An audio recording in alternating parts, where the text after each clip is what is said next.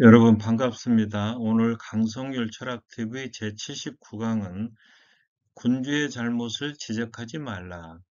중국의 그 법가 사상가 중에서 상황에 의해서 이제 한비자 이야기인데요. 여기가 이제 한비자의 모습이고 여기는 진시황제가 분서갱유 사건을 일으켰던 그런 그림입니다. 오늘 강의 순서를 먼저 말씀드리도록 하겠습니다. 한비자의 생애, 그리고 한비자를 알아본 진시 황제와 그를 시기하는 이사, 친구의 손에 죽게 되죠. 지난 시간에 이제 방영과 손빈 이야기를 했습니다만은, 친구는 뭐 잘해야 본전이란 그 말이 있듯이, 참, 시기 질투도 많은 것 같아요. 물론 이제, 에, 그, 간포지기와 같은 아름다운 우정도 있습니다만은, 친구들 사이에 의외로 시기하는 경우가 많습니다. 간신조고의 악행, 그리고 오늘의 주제인 군주의 잘못을 지적하지 말라. 또 한비자가 유세하는 요령, 한비자는 결국 세란, 유세로 인해서 이제 몸에 화를 입게 되는데요. 그런 내용까지 알아보도록 하겠습니다. 한비는 원래 중국 시대 말기의 법치주의자로서 법가의 논법으로 육아 사상을 받아들였습니다.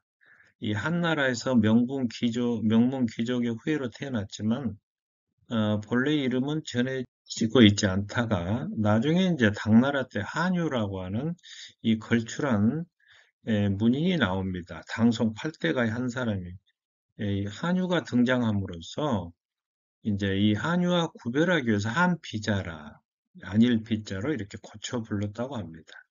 조금 전에 말씀드린 대로 한비자는 귀족 가문에서 태어났지만 날 때부터 말을 더듬었다고 그래요. 그래서 주변 사람들과 어울리지 못해서 이제 고독하고 외롭게 성장했는데 그의 문장 속에서 느껴지는 울분이나 냉혹한 법가 사상은 이러한 영향 때문이 아닌가. 여기 이제 당나라입니다. 한비자는 소년 시절에 이사와 함께 대유학자인 순자에게서 배웠습니다.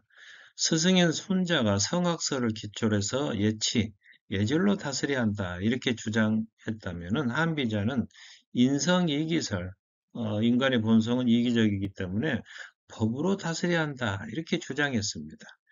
다시 말하면 사람의 본성 가운데 들어있는 사사로움을 찾아내서 법으로서 엄히 다스려야 한다.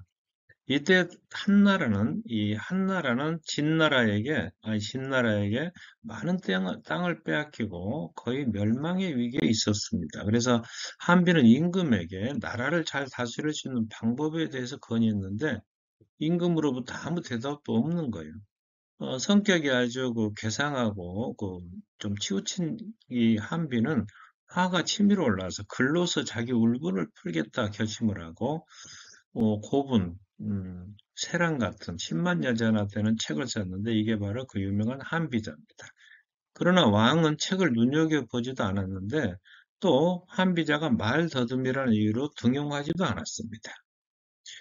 근데 이제 어떤 사람이 이 책을 진나라의 시황제에게 이렇게 전달을 하자, 대단한 사람이구나. 이 사람을 만나서 이야기해 볼 수 있으면 내가 죽어도 여한이 없겠다. 이렇게 진시황제가 이제 염원을 한 거예요.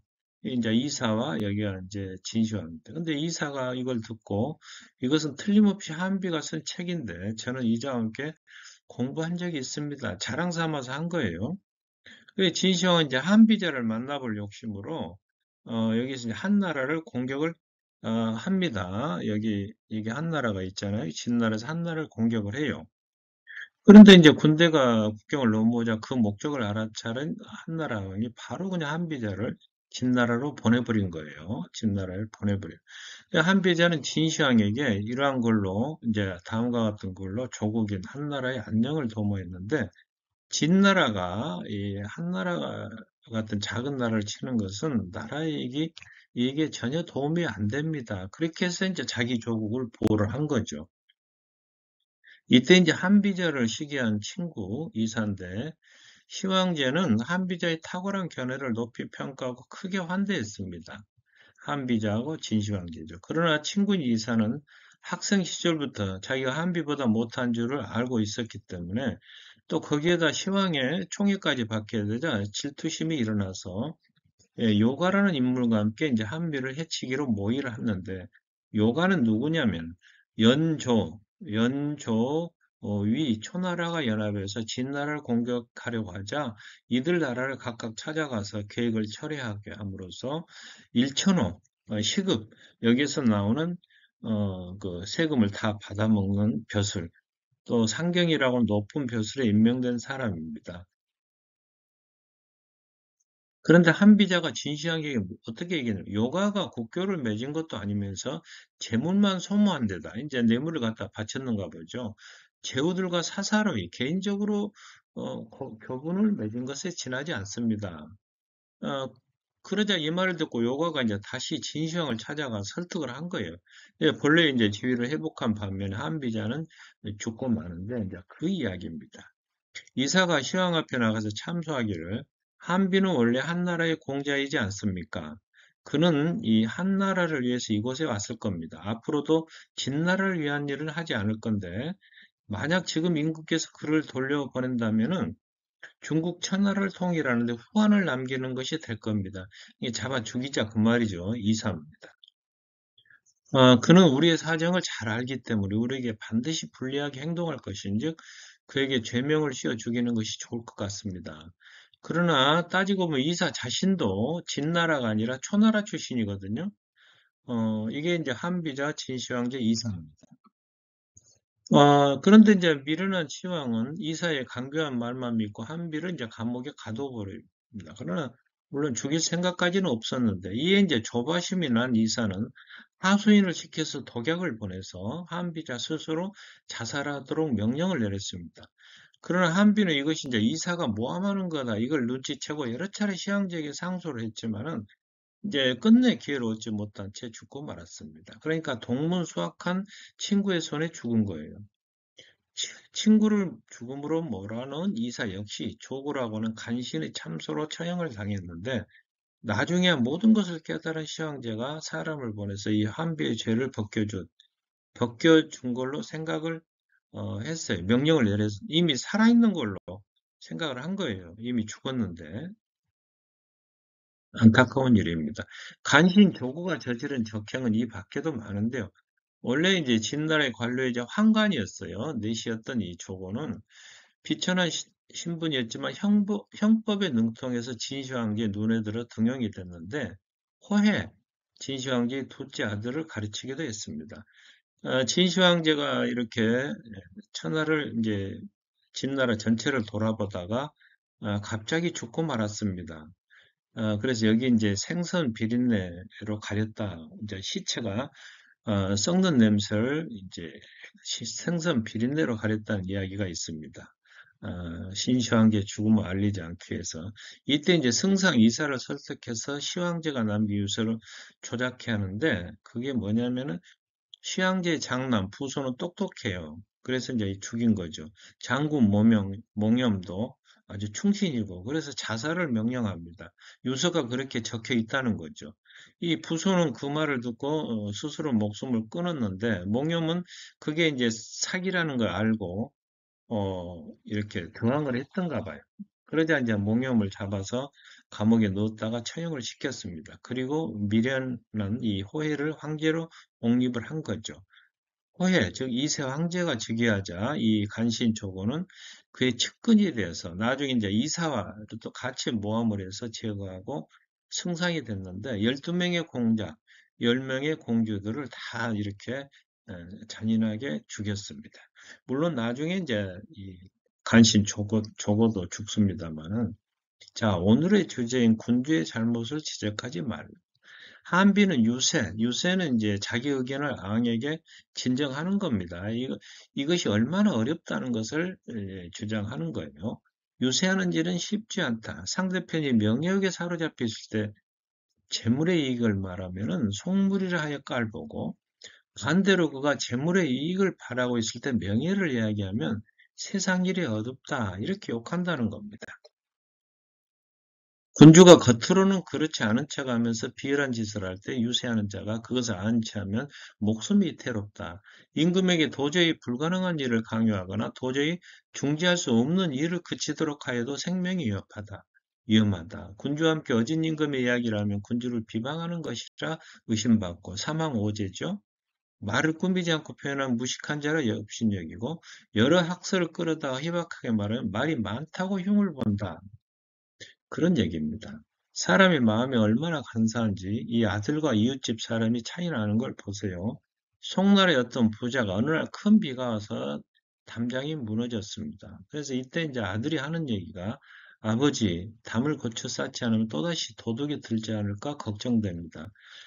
이때 이제 이웃집 사람도 똑같은 말을 했는데 그날 밤에 진짜로 도둑이 들어서 재산을 많이 잃고 말았어요. 네, 그때 이제 집 주인이 아들에 대한 참 현명하다 이렇게 칭찬한 반면에 똑같은 충고를 했던 이웃 사람에 대해서는 도리어 의심을 품었다는 거예요. 혹시 저놈이 도둑질하지 않았는가 그랬다는 겁니다. 자, 군주의 마음이 얼마나 갈대 같은지 옛날에 미제하라고 하는 아름다운 소년이 위나라 임금에 이렇게 총애를 받고 있었어요. 알겠죠? 유나라 법에는 군주의 수레를 몰래 타는 자에게는 발꿈치를 베는 형을 내렸습니다. 근데 어느 날 미자하의 모친 어머니에게 병이 들어서 한 사람이 그 사실을 알려오자 미자는 바쁜 마음에 임금의 수레를 몰래 타고 집으로 향했습니다. 나중에 임금이 이 소식을 들었지만 오히려 그를 칭찬하면서 참으로 보기 드문 효자로구나. 어머니의 병을 더 염려하여 자기의 발꿈치가 베어지는 것마저 더이스럽지 않게 여기다니. 이렇게 칭찬을 했어요. 어느 날 미자가 임금과 함께 이렇게 과손에 행차했다가 복숭아 하나를 따서 먹어보니 너무나 이제 맛이 좋거든요. 그래서 자기가 먹던 복숭아를 이렇게 임금이 올립니다. 이때 이제 임금이 생각하기를, 이 얼마나 임금을 생각하는 정이 깊은가. 제가 먹던 것이라는 사실조차 까마득히 잊을 정도로 나만을 생각하다니. 자, 그러나 미자가 늙어서 그에 대한 임금의 사랑도 식었습니다.